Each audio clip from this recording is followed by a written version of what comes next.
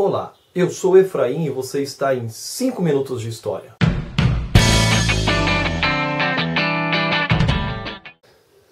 Uma das perguntas mais frequentes é: professor, o que é que cai na prova do Enem de História? Então a gente pode destacar aí alguns conteúdos que têm se repetido, com mais constância. Quais são esses conteúdos então?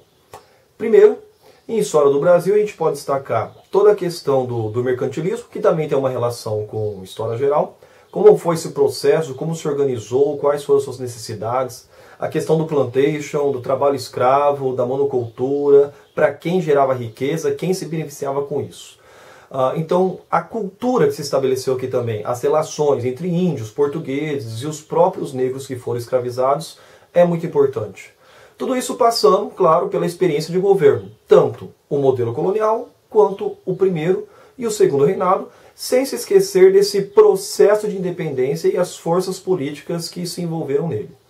A formação da República é importantíssimo, lembrando as fases dessa formação da República, a da espada, essa República Velha que se constituiu ali com a política do café com leite, a Revolução, chamada Revolução de 30, e os motivos dela, e a liderança de Getúlio Vargas, e todo esse processo que vai se construindo da República Brasileira.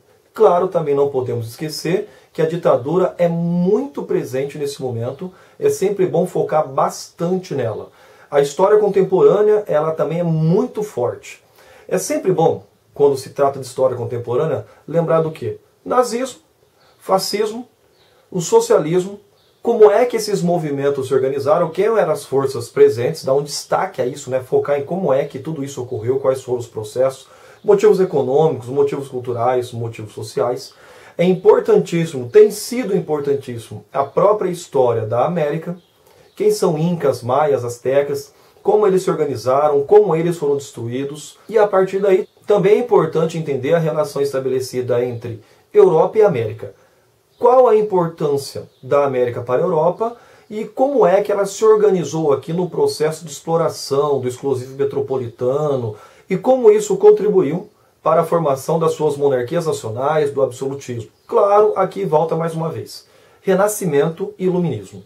É essencial entender como é que se desenvolveram as ideias do Iluminismo, como é que se desenvolveram as ideias no Renascimento. Os grupos ali, mais uma vez, dispostos, e a partir dali as chamadas revoluções, tanto a inglesa quanto a francesa.